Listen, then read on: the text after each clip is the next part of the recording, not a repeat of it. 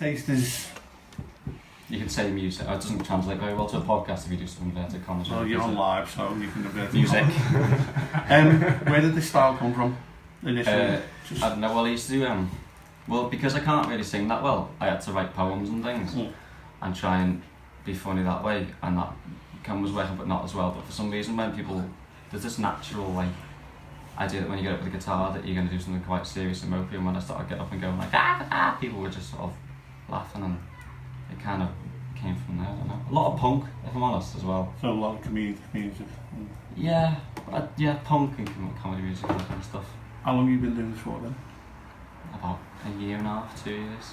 Was it just something that you played the guitar obviously longer than... I played the guitar, I played the guitar in a band in high school for about 20 minutes and then got kicked out because I never turned up for practice and I didn't learn the songs. And I wasn't very good. I never used to bring a guitar, I don't know what they thought, it was a nightmare. I had the mic stand and that was the only thing that I was bringing to the table at that point, so it was a bit of I didn't have a strap or anything, so they kicked me out of them. So the guitar class downstairs here in the Florrie, you did just swerve that right off, I assume? I couldn't really play out in front of people, so it wasn't until I went to university and got really absolutely hammered one night and I was like, I'm going to play, it's going to be boss, and it was terrible. But then I got up again and it wasn't as bad, and I just kept doing that. Would you class it as hangover music? Definitely. It's music that, it got described by one website as, I think it was literate sculls pop. Whatever that is, but I was like, fucking porn.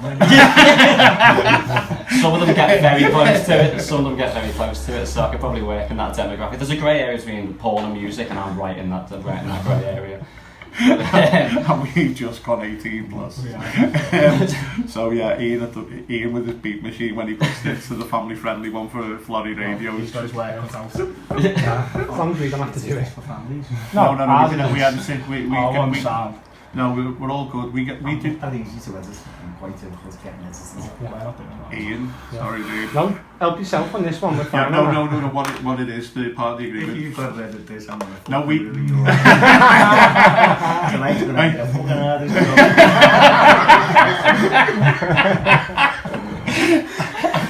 And we're away. Yeah, you can tell I'm stalling, getting really rollicked here by Paul over never turning up at the gym and making excuses for not. So, and I'm running out of music questions. Jack, help. Well, can I ask just question? Because I can get involved. Yeah, of course you can. No. I think he's fucking boss. We need to learn to swear, so we'll have a few minutes together. Oh, I thought they should have put it. If they'd have put it on first and he just swore like that, I'd have known that I could swear and I'd have gone away with it in like the slipstream, but I didn't know that I couldn't. Yeah. I like him. I don't know whether to shake his hand or neck him when I think he's sound. Music, and you know what, mate? I think music's boss. Oh, cheers, man. I don't know what the fuck it is. No, but something happened. Yeah, and it made me laugh. I wanted to do something that was a bit different because I kind of got sick of saying the same thing again and again. And I was like, I think it's good. I reckon. Yeah. Oh, cheers, man. That was so. Thank you. I'm not going to say too much about you there because if I'm honest with you, I fucking ain't that. Is that the colour or the cut? That's awful. Is it the colour? Is that the colour or the cut of all of it? It doesn't suit you. Oh, you need a skinhead or a short back and wizard. I like the t-shirt though, that's brilliant, that Ren and Stimpy's then. Yeah, I had it crumpled up on the guitar case to work and it was that hot and it was like the opposite, just glass, and I was just sweating, so I was on the way and I got it out and that's why it's all creased and that, I can't iron. But and I just whipped it out and I got it changed, I was like, oh, but it's very heavy and the colour's nice to get your attention. So personal trainer, boxing and MMA referee, face and the filthy voice of the No More Knives campaign, and now fashion guru. Anything fashion guru? Turn around and rip them for his hair. I've got a pair of fucking Sunday hop socks on. Not just that, fans then. You can tell he's a Liverpool fan. They'd have been Everlast, wouldn't they, if they didn't play or Lonsdale. Lonsdale apparently, yeah. Jack, you've got a whole plethora of questions for Mr. B, haven't you? Well, yeah, Has Jack's been doing research? Over the past couple of days. I can't hear myself, so I don't know what's saying, so I'm just going to guess. So, yeah, over the past couple of days, well, first I should say, the first I came across yourself on Facebook was and when you shared one of your No More Knives campaign videos. Yeah. It was the song has gone from my head now, but you were challenging people to get up and Stand By Me. Yeah, That was that's it. Yeah, Yeah. that went massive, didn't Yeah, it? it was brilliant. I loved it. It genuinely was. It genuinely was brilliant, and that's the first I ever came across you. And when I heard that you were coming on to the show today, I thought straight away that's where my mind went to straight away, was the No More Knives campaign. I've since found out the boxing background and things like that. More MMA. More MMA, should I say? But I'd like to. than a boxer. I'd like to them boxers. I'd like to just stick on the No More Knives campaign for a bit, because it's something that I really want to talk to you about. You just want me to be an adult, don't you? No, you can swear. Just for now. Yeah, go on. You can swear away See, if you this want. is my passion, you see, so as soon as you start talking this, I've got to put my headmaster voice on them. So what started this passion for you? What was the cause for you to start this campaign and to put your time and your effort into making a change in? I was chatting to my son. Weirdly enough, it was the day after young Sam Cook was murdered, and my son came into me and was talking to me about how he the lad and this, that, the other, and he just said something's got to be done. He didn't mean anything by it, but it just sparked something. I don't know what it was. I mean, this was my son, and my son is asking me to do something only in his own little way. I don't care how old your kids are, you're always their hero, and you're always going to be their hero. So I thought, you know what, look, I've got a bit of a big voice on social media, even though I have to follow us just as fucking barmy as me. But that's this city, that's Liverpool. You have to have a certain sense of humour to be able to get by in this city, and that sense of humour is off its tits. But we're the most loyal, honest people on the planet, where we have to be, we support each other bigger than anybody, which we proved on more than one occasion. So taking away the fact that we're all a little bit fucking barmy in this city, when it comes to the real stuff, we're top of the league with that shit, aren't we? Yeah. So I thought I'll mix the two together. Bit of comedy, bit of getting to know people, doing that TV series, doing it for the kids, Radio City, and I just thought this city's always worked through comedy and sport. So I took that road, and then I spoke to Tony Bellew's brother and asked him to share a video of me. Did you ever remember that ice bucket challenge? Yeah. That went quite big, so I thought I'll copy off that a little bit. And all I've said on the video is, when he's pulled up, this is what I do. Liverpool is my city, no one has. Kind of pass it on. So I sent it to Tony Bellew's brother, sent it to Tony Bellew, Tony done it for me, and then loads of other people jumped on it, and then it just went dead big, and I thought, shit. I'm in charge here. I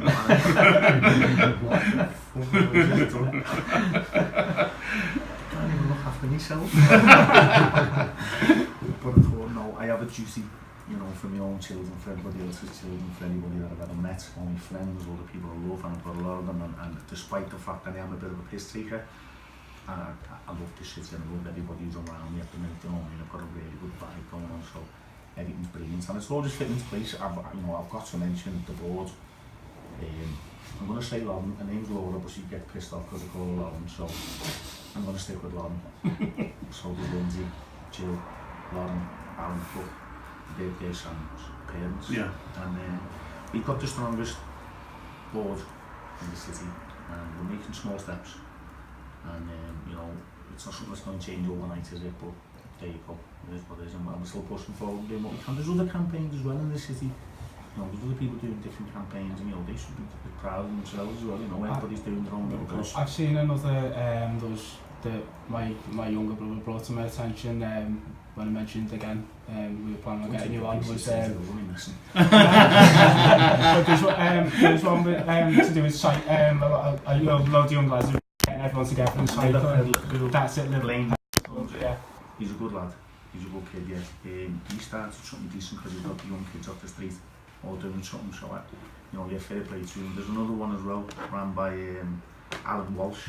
He goes through all the youth clubs and schools and stuff like that. It seems like everybody's playing their own little part, and as far as I'm aware, we're all together in this, because everybody who lives in the city has got the issues. So. No, that's right.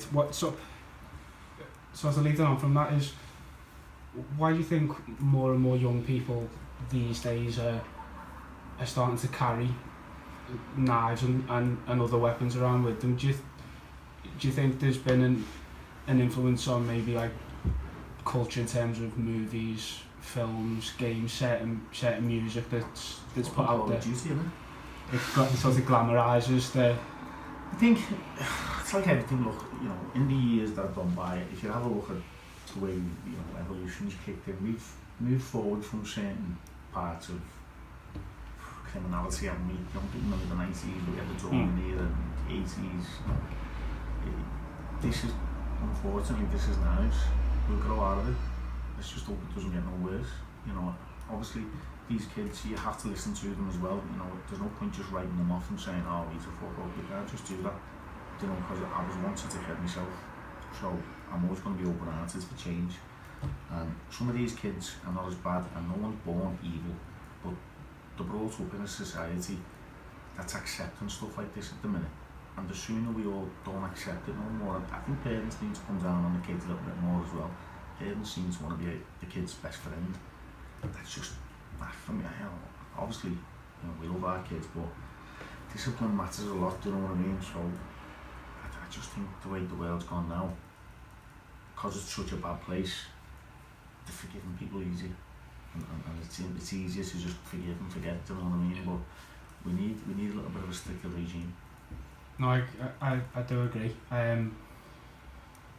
Seeing the sort of kids that I grew up with, like say I've never experienced losing anybody towards knife crime, but I've seen certain people going into what you class as gang, like that sort of gang culture. You see them all like riding together, all dressed in a typical Scouse, like a uniform, Scouse uniform, yeah. And I'm not gonna lie, I know the lads, but I still get a bit intimidated, like walking past them and seeing it. They don't put off a sort of positive image about themselves, but I feel it starts off a lot with throughout the education system as well. I think that if you're not the brightest, or you're like messing about in school, you're sort of put towards one side, put in the sort of lower end groups. There's no other direction placed in front of you while you're going through school. It's school or nothing. Like, well, it definitely was when I was there, and I've got a problem with the schools and the education nowadays. I've got a massive problem with it. I don't like it at all. You know, my child, I'm trying to get her put in a private school, or even I'm going as far as home tutoring them. That's how far I want to go. I'm prepared to pay, because I'm afraid of the gang culture, and I'm afraid that nowadays schools being turned into a place where parents can bring the children while they go to work, rather than a place where they're getting educated, disciplined. And it's not the teacher's fault, it's not the parents' fault, it's just society today. But the teachers haven't got a handle on the kids like they did when we were kids. You know, I'm nearly 40 years of age now, and I'm getting slapped around the head by some tit called Mr. Loch, and if you ever see him now, fucking ring his name. I used to get it used to be the rule around the head, but you know, and nowadays there's so many restrictions on what can and can't be said. Everything's classed as. I mean, I must admit, I can remember one of the first times, like, my youngest was getting the hang of, you know, where her limit was with her dad and all that. And I was knocked off with her, and I was going to tell her off and all that. She went, I'll ring Childline. I'll ring the 7.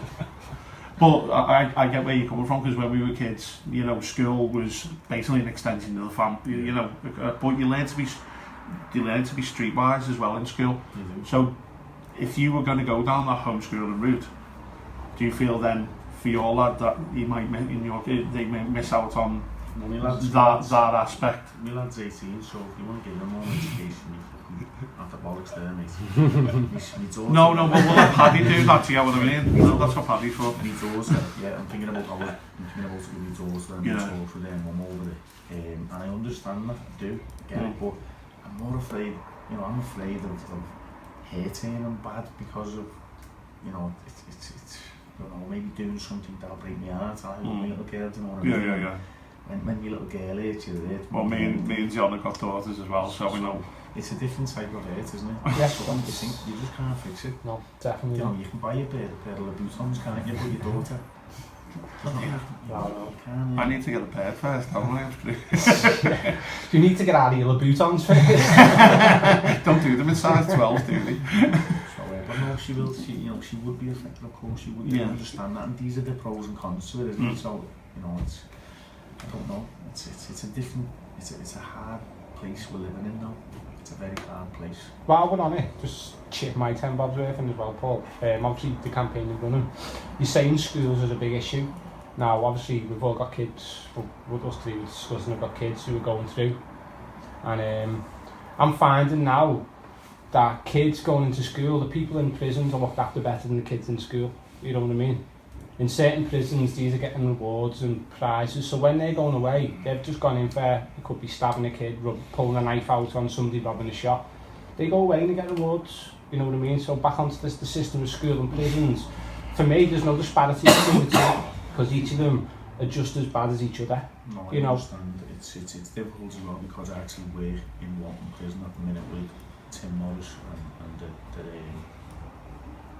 the team in there, and it's hard because I'm going in there and I don't know who I'm mixing with, I don't care, there's just people at this point in time to me who are trying to rehabilitate, so I'm just working with a group of men who are helping the No More Knives campaign get out into the prison, and it's hard because I don't talk to them about what they're doing, I haven't asked them what they're doing, I'm not interested, I've just got a job to do, and it's hard because you think to yourself, is it a ploy? Is he just trying to get on the good side of things? But it's not my job. My job's to do what I'm doing, and that's just to make people know. And even if it's in a prison, if they're talking about in a prison, then I'm just doing my job. So it's hard because working out here and then working in the prison, and they've got their views, we've got our views. They think they're entitled to this. Outside, think they're not entitled to that, and it's a big clash because in the end, I'm just like. There was a case last week, I think it was a week or two ago, and he was a local lad, and he was arrested in Amsterdam or somewhere in Holland, and they refused to send him back to Walton Prison because of his human rights, because it wasn't in a better condition. Let's have it right now. Let's think about criminals who are criminals and murderers. They're different. They're different. So it's hard to say criminal, because the different types of criminality for me matter. Do you know what I mean? Yeah, and that's this guy who's complaining about human rights. What's he in for? If he's murdered someone, then what? If he smoked a joint on the train, so it's difficult because we don't know who we're working with either. As I say, I can't judge nobody on. I think I've just got to listen to both sides of the story. Were you doing the stuff in Walton before the No More Knives started, or does that come on the back of this? On the back of the campaign, they joined up with us. Yeah. So I mean, obviously the campaign. A lot of people are listening to it. A lot of people, watch and listen to what you say now. So have you found? I wouldn't say celebrity, but do you find now people are trying to look at you more and scrutinise you more because you put yourself. No, that's what I mean. But Yes. Yeah. Massively. Because that's what I mean. You put your head up over the parapet now. Yeah, well that's it. Yeah. And nobody judges that. Everyone gets judged, of course. Yeah. That's, as I say, somebody judging somebody is not my problem. That's theirs. Yeah. If I like that attitude. That's I yeah. haven't got the problem here. I'm doing what I've got to do. I know what's correct and this is correct. So you can judge me on that, but only you're bothered about it because I don't know. No. Okay. Yeah.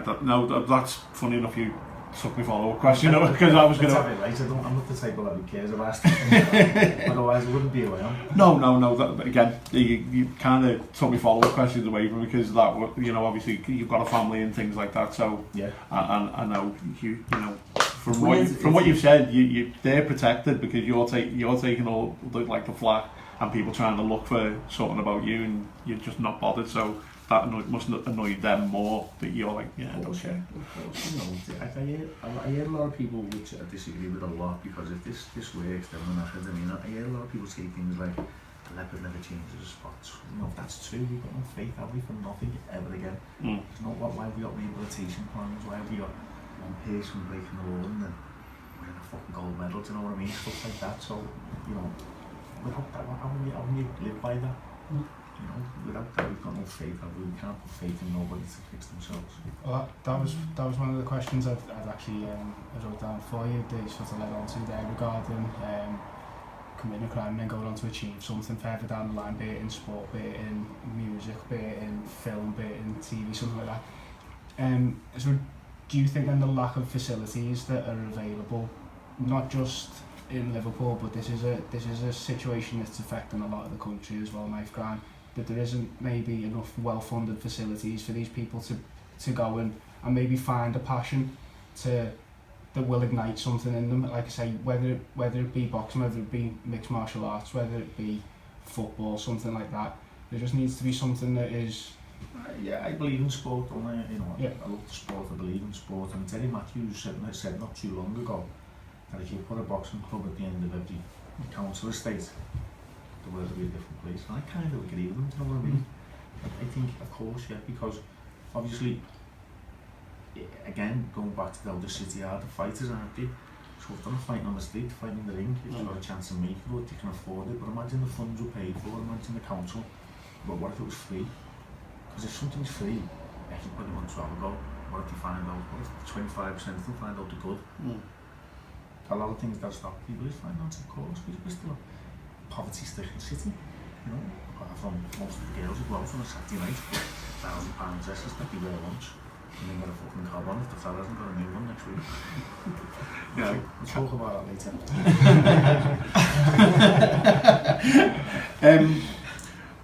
Because of the job I do now, of weekends and stuff like that, do you work with security staff and door supervisors, things like that as well? Because no, we're talking about Dorman for now. So let's go. We'll get onto the fun bit in a minute. No, because obviously in the line of work I do, when we turn around and say, you know, not tonight, or someone's swaying and stuff like that, that is now in the back of my head where, you know, especially when you see them. I mean, there was a guy Saturday night, we knocked him back, and he was loitering a bit too long. He's on his phone and he's hanging around and stuff like that. And so you were going to say you do work with... I work alongside Stewie Moore. Yeah. Yeah, I know Stewie, Camp of Fairness. He represents quite a lot of security. Did Camp of Fairness invent no more knives though? No. No, they invented those bingo, didn't they? Was that political? Well, I'm open to... Have I just opened up a can of worms? No, Johnny did that all by himself on Thursday night. God almighty, didn't he just? So I know Stewie anyway. It's quite embarrassing to be fair, because so Stewie, if anything's ever mentioned or sometimes he comes back to me and tells me things, and he phoned me the other night. Oh, I was good on Thursday night. It was strange, he phoned me the other night, there'd been a problem in town, and I was like, what's up? The matter, mate? So, a couple of girls fucking punching Dorman and all this stupidity and etc. I said, oh, bloody hell, why am I getting this phone call? It's your wife. We've not been with fucking 7 years. I got a phone call at 1 o'clock in the morning because she's having a straightener with some fella in town. And to stop her from fucking going to prison, she only used me, the fucking head of the No More Knives campaign, in the middle of a city centre while she's trying to throw us shoe around someone's head. Thanks for that, mate. Well, I didn't know where you were going to go with this. You know the whole divorce bit. No, I'm not responsible for whatever happens there. You answer the question. I was separated from my wife 7 years ago. Culpable deniability. It's more of a my daughter believes in a fairy tale and likes the idea of us still being married, even though we both moved on a long time ago. So it was, you know, it is what it is. Yeah. You know, obviously when it's got to happen, it's got to happen. Yeah. You know what I mean? But of course. For now, while everybody's happening, it was comfortable. You know, we all get along well. We all looked at your bodyguard then, and he was like, "Well, me, wasn't me." We all get along well. She looks after me, goes to the best of her ability in the car for morning. Boxing ref, MMA ref. Yeah. Here we go. Let's get this done with. Stuff, the gym's doing great as well. Fantastic. It is. I mean, every time you're posting pictures, the gym's always full. Everyone's working hard, and I'm not So these guys are nice and trim. And do you know what? I'm actually surprised you used the word gym, you know, today. You've got some fucking balls, you are. do you know what though? It's going to be well deserved. And because we all know at the moment the only machine I use in the gym is the bending. Fucking sumo. So I'd fucking sue McDonald's because they fucked you up. This wasn't Mackey's, this was the rugby diet that I kept going after I finished playing rugby. You know, the 10 pints of beer every night and stuff like that. That's like a girl's. No, as a rugby player, imagine me I'm going, I only had the 10 pints. There'll be like guys I played rugby with now going, is that all you lightweight? Yeah, that's it, yeah. But again, that's another place where a lot of people, their lives are turning around because that, you know, you've got the gym there and you're encouraging them. And of course, yeah, if you look into it, that's just what I'm about. You know, once upon a time I was a little shit, and now every job I'm doing is there to help the public. PT, got a comedy, and the campaign. I'm not but just want to get things back.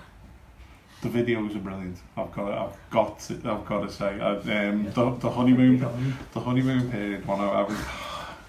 It's true. Note to self: don't ever, even if you got headphones on, do not watch a Paul Bentley video on public transport.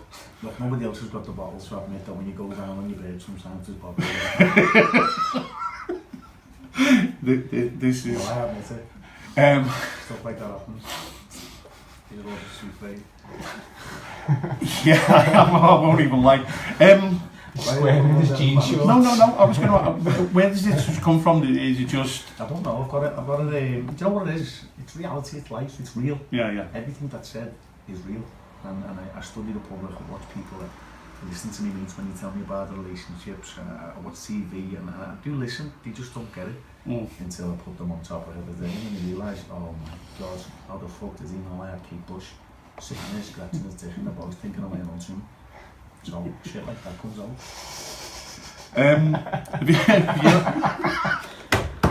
Have you ever thought like going to the comedy club or doing anything like that? It doesn't interest me, you know. It doesn't. I mean, you know, if I stood up, I could have been one of them 50% guys, wouldn't I? Only 50% of people like me. The other 50% of fucking hate me, wouldn't they? Because some people don't like the idea that I swear I was supposed to tell the truth.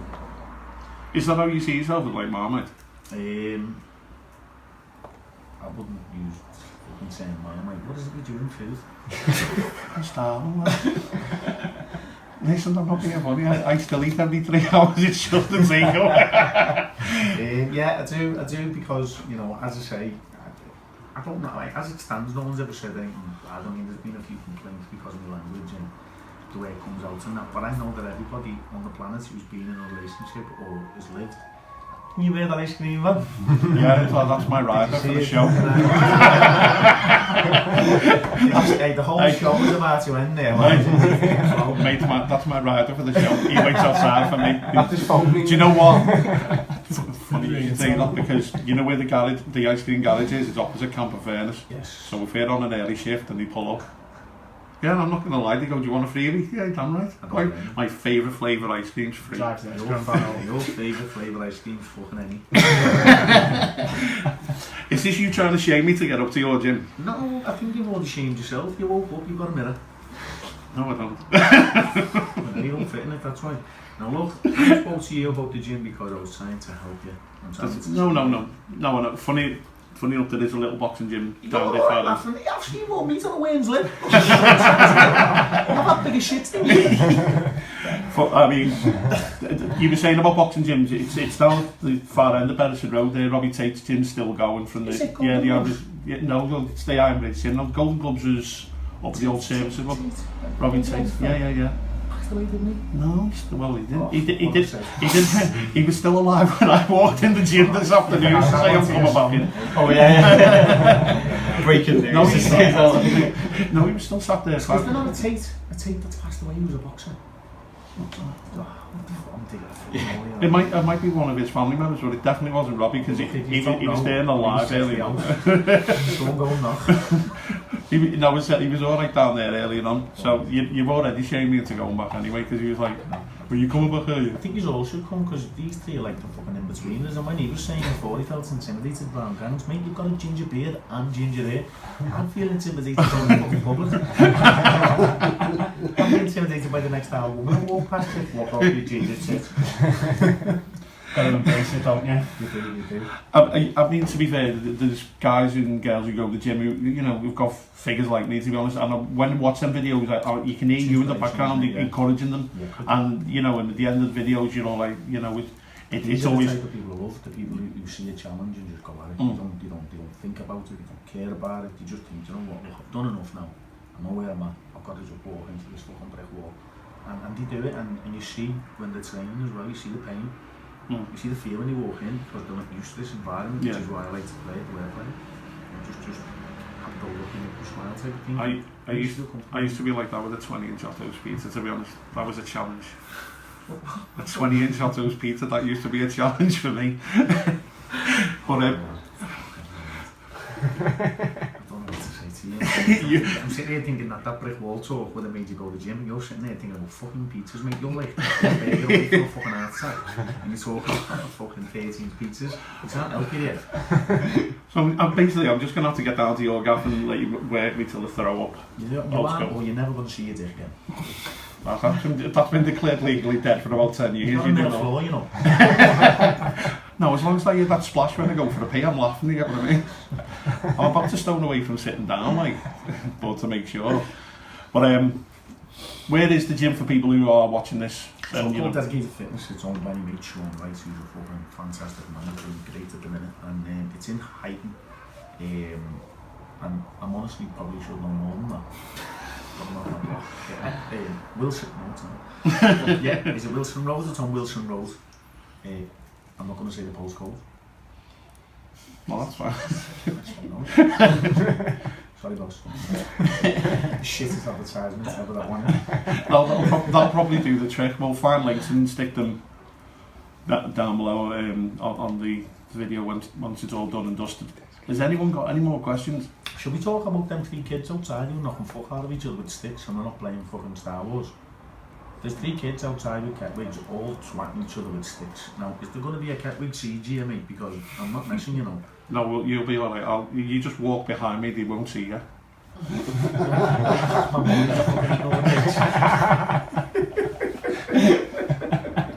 Stay behind me.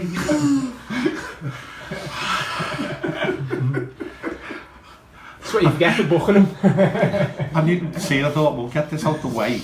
And then at some point every week I'll just be like, where are you, you fat bastard? But no, I mean, all joking aside, as I said, I have seen them, and it is one of those where, for me personally, I am walking more and trying to do just a little bit all the time. And, I mean... In the position you're in at the minute, just eating clean. Yeah. Will help you so much. You'll see it changing your life massively. Well, we were talking about cooking before, and I didn't actually want to admit I've started cooking again. Yeah, we know he does, but it looks like he's got alopecia on his beard. He can't even fucking shave, and he cooks. Hang on, he's 40, can't even grow it. Mate, your chin looks like a ball sack. Honestly, fucking crackhead one. Jack, have you got any more questions of all here, because I need distracted? I'm done. Hey, you're all done. Because his fucking fod's massive. You know the fucking length of that head. You need a cherry picker to push his head. Friggin' dread asking the Stocko question now. Because I'm just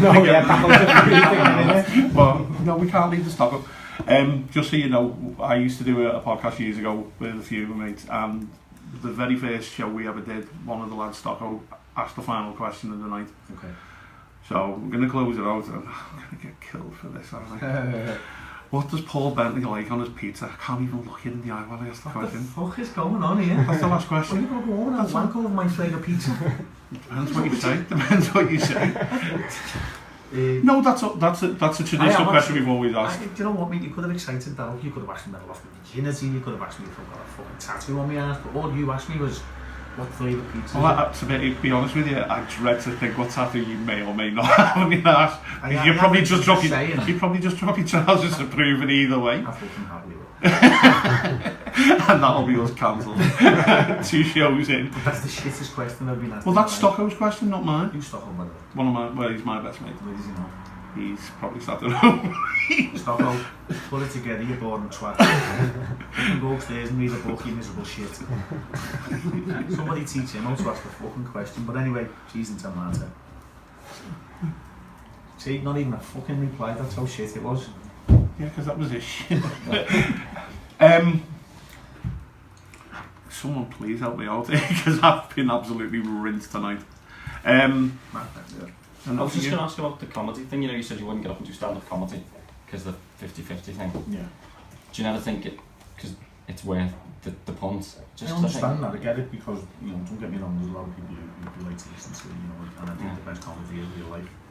Yeah. You know, but I'll never say never. Yeah. I suppose quick-witted is what I am, that's what I do, you know, but I'm also, believe it or not, weirdly enough, right, I'm not going to fucking go deep ever, but I'll give you 10 seconds. Win the night campaign and what I do, two different worlds, aren't they? Yeah, they are. It's hard to stand up for something and act like I don't. Do you know what I mean? So I think it might undermine it. There's got to be a level, you know, so people have to see that there is a political fucking intelligence side to me, stupidity. And we work together to make it one. Is that a good answer? Yeah, it's fine. Can we talk more about you? Oh, I like you, I believe you're being really quiet. Oh, no, I that's don't think fine. you have to, because, you know, you're a very feminine man, okay? No, yeah, I spend a lot of my time Are you performing in a dress. No. I think Your my girlfriend. girlfriend? Yeah, I think she's watching. What's her name? Leonie. Hi Leonie, where's she from? Rottenstall. Where's that? It's like she's all over. from. Yeah. Rottenstall. I don't know. It's somewhere around Manchester way, I think. Fucking talking about your genitalia all over TV. Behave yourself, lad. I think it's Manchester way. Yorkshire way. Yorkshire way. She's from all over. I know. He's a Me? posh. It's a posh place. It's a very nice place. Oh, she doesn't live in Howard.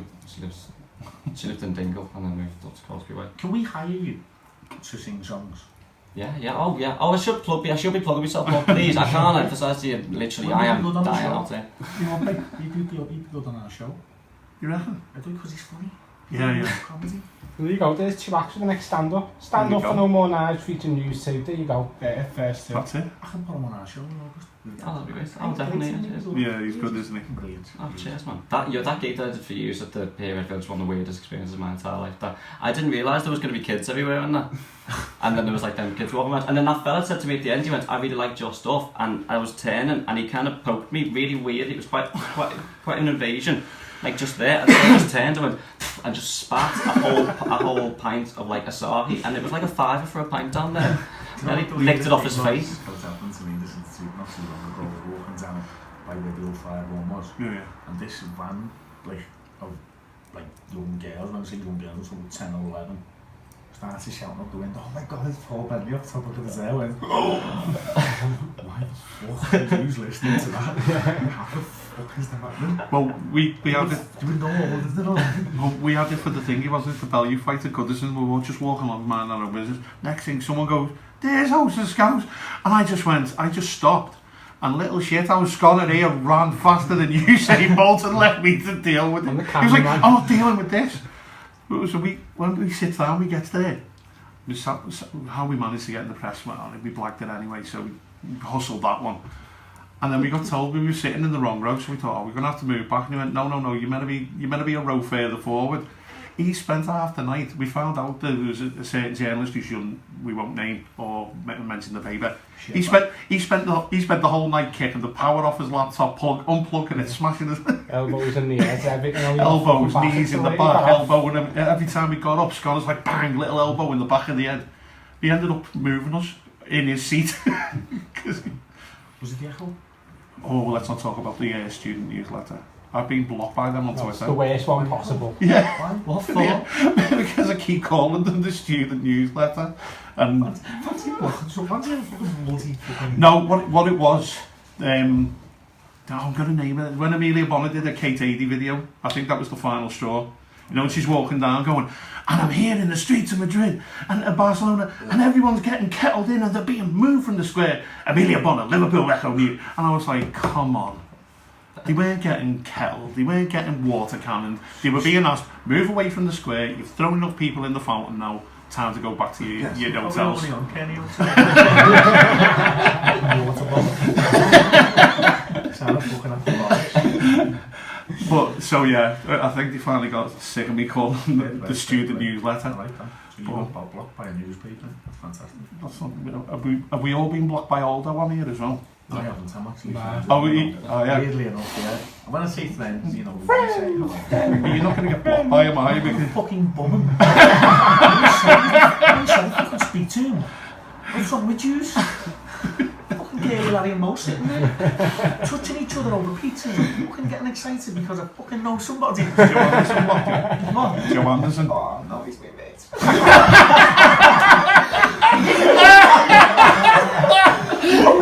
Everyone I've mentioned Bentley's mates with you. You know, we went for dinner at the town hall and oh, here we go. Oh. It's nice enough.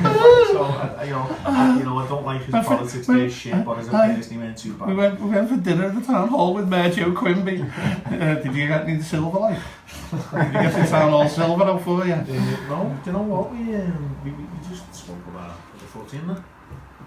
Was that it? Oh shit, it's 40 team. Did he not ask you for an envelope full of change or nothing nothing like that? A video for his wife.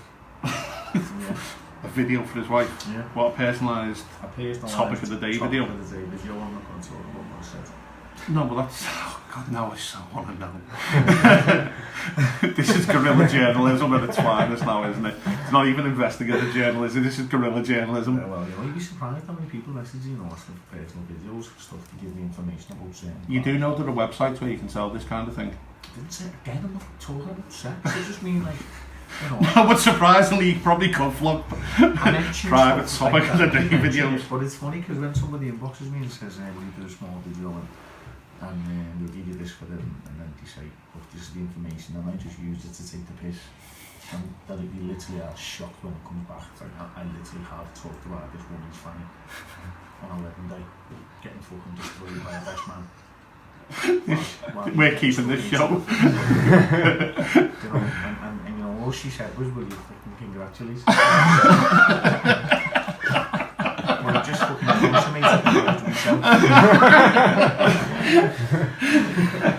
And I called it the fucking war because I had week and she thought that she was getting banged by the best man and she weren't. I was just taking a piss. So I've ruined one fucking life. I'm trying to think who else I've been blocked by that he'll be busy bowling with them. She'll go brushing herself up. I don't know the weddings this one. There's probably loads more we could gab on about, but if you want to come back on anytime, please, both of you are more than welcome. We're going to wrap this up for this evening, are we? Because this is now it's been a pleasure. So not suitable for work, so if you're ever going to listen to this back or watch this back, headphones on, for the love of God. Yeah, don't be sat and working with this editing on the actual office computer speakers. They'll never listen to me videos without some girls listening to one on the fucking bus. Listening to me talking about a magic wand and smashing people in the fucking cheek.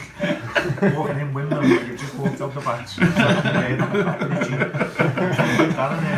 And it was all over the place and she just went there, boy. It's almost like that. You know when you get that video? Yeah. And that bird starts screaming, you get caught with all the time. She must be fucking minted. How much does she get at the time someone uses that? I had that with fucking fannies in agony.